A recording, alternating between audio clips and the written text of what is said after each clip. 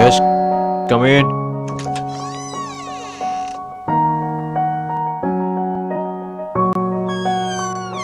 ఎవరవయ్యా నువ్వు? కృష్ణ గారు మా డాడీ సార్, మిమ్మల్ని కలవని పంపించారు సార్ జాబ్ కోసం. ఓహో, కృష్ణ గారు అబ్బాయి వా. రా రా, ఇటొచ్చి కూర్చో.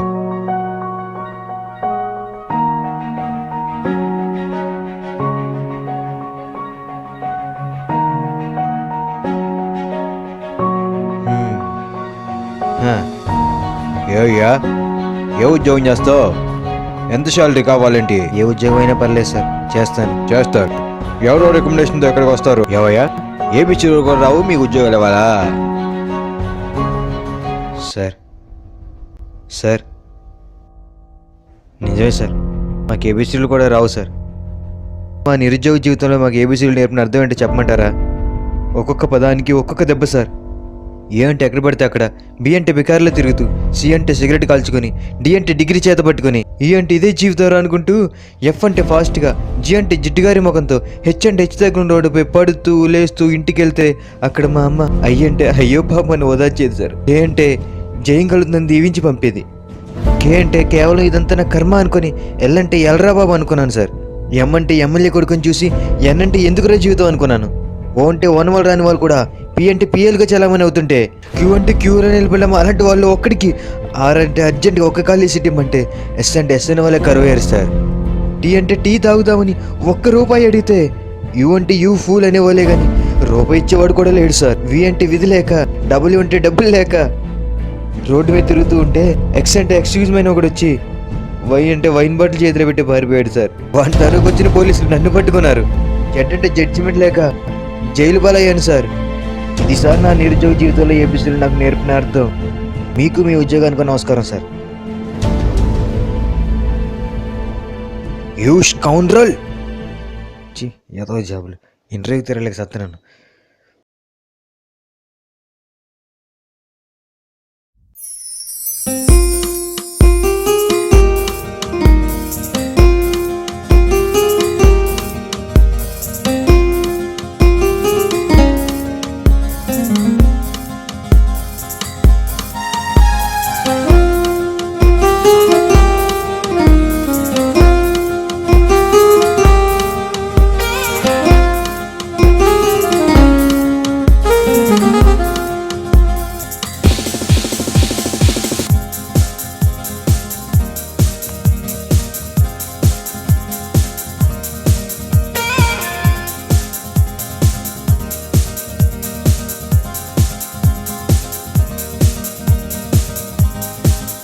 జఫాగడ్ ఫోన్ కొన్నాను, ఫోన్ చేసి చాలాసేపు అయింది. ఇటు ఎంకరాడు వచ్చేస్తున్నాడు జఫాగడ్. ఏంట్రా ఫోన్ కొన్నావా? దొరికిందా?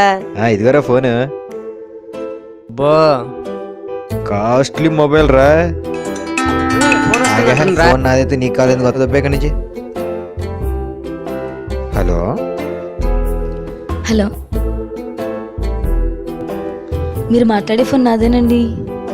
అవునండి.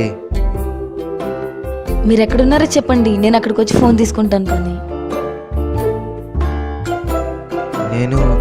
నేను ఈరోజు ఇప్పుడే హైదరాబాద్ వెళ్తున్నాను.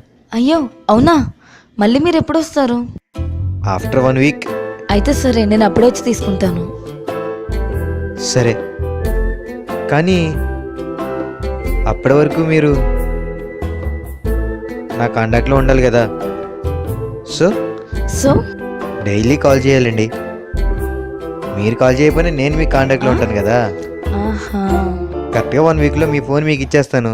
మీరు ఇక్కడికి వచ్చాక వచ్చానని చెప్పండి, నేనే వచ్చి ఫోన్ తీసుకుంటాను. ఫోన్ జాగ్రత్త అండి. Okay, bye.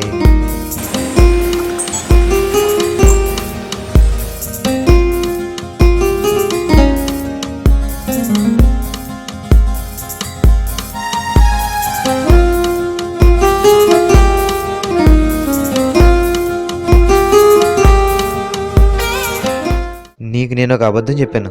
అబద్ధమా? ఏంటది? ఫోన్ నీ దగ్గరే ఉంది కదా. ఫోన్ నా దగ్గరే ఉంది, ఫోన్ నీకు ఇచ్చేస్తాను. కానీ అబద్ధం చెప్పాను కదా, అదేంటో అడగవా? ఆహా, అలా కాదు, ఫోన్ కొంచెం ఇంపార్టెంట్ అని. అంటే నేను ఇంపార్టెంట్ కాదా నీకు? అంతేలే, నేను నీకు ఇంపార్టెంటో లేదో నాకు తెలియదు, కానీ నువ్వు మాత్రం నాకు చాలా ఇంపార్టెంట్. నువ్వు నాకు ఎంత ఇంపార్టెంట్ అంటే ఇంపార్టెంట్కే ఇంపార్టెంట్ ఇచ్చేంత ఇంపార్టెంట్. ఏంటి అర్థం కాలేదు. అర్థం కాలేదా? అంటే నీ స్వీట్ వాయిస్కి, నేను నిన్ను చూసిన కొన్ని ఇంటర్కట్ షార్ట్స్కి నేను నీకు పడిపోయానే. I love you. ఆహా, నువ్వంటే కూడా నాకు ఇష్టమే. నీ వాయిస్ కూడా నేను పడిపోయాను, కానీ నీకు ఎలా చెప్పాలా అని ఆలోచిస్తున్నా. అవునా? నిజంగానా? ఎస్. అయితే రేపు కలుద్దాం మనం. అది పార్క్లో. ఈరోజు ఈవినింగ్ కలుద్దామా? ఈవినింగా? ఈరోజా? ఓకే, ఈరోజు ఈవినింగే. ఈరోజు ఈవినింగ్ పార్క్లో ఉంటాను. Okay, thank you, bye. నగరంలో తీవ్రవాదులు పలుచోట్ల బాంబ్ బ్లాస్టులు ప్లాన్ చేశారని కమిషనర్ గారు చెప్పారు. కమిషనర్ గారు విడుదల చేసిన కొన్ని తీవ్రవాదుల ఫొటోస్ మీరు చూస్తున్నారు. దేశాన్ని బాగు చేసే ఛాన్స్ నాకు ఇస్తే బాగుంది. ఏ అనుమానంగా కనిపించిన ఈ పార్టీ దేశంలో ఉగ్రవాదులు తీవ్రవాదులు లేకుండా చేసేవారు. కమిషనర్ గారు ప్రెస్ మీట్లో చెప్పారు.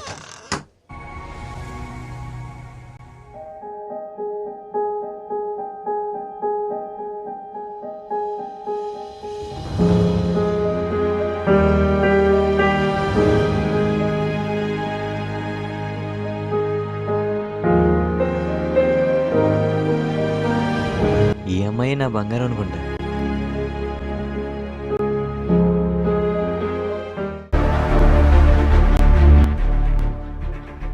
ఈ అమ్మాయిని ఎక్కడో చూసినట్టుంది. టీవీలో ఫోటో. రిస్ట్. దీని ఫాలో అయితే దీని గ్యాంగ్ మొత్తం పట్టేయచ్చు. ఇది ఎవరికో ఫోన్ చేస్తున్నట్టుంది. బంగారం.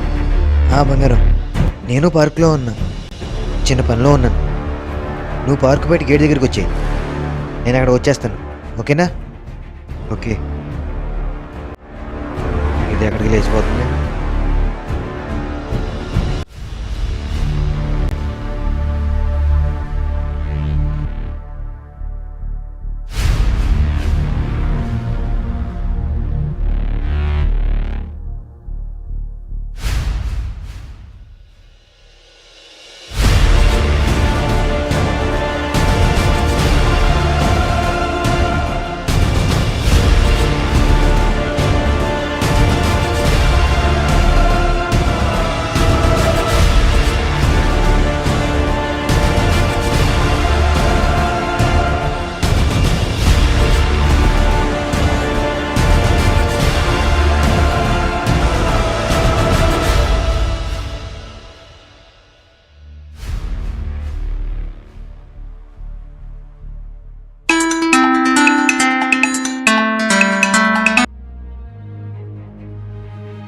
హలో, మళ్ళీ మాట్లాడు.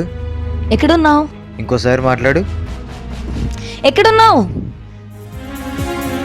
అంటే తనే బంగారం. నీ ఎదురుగా ఉన్నది నేనే. ఫోన్ పడే, ఫోన్ పడే, ఫోన్ పడే. ఎందుకు? చెప్పింది విను, ఫోన్ పడే.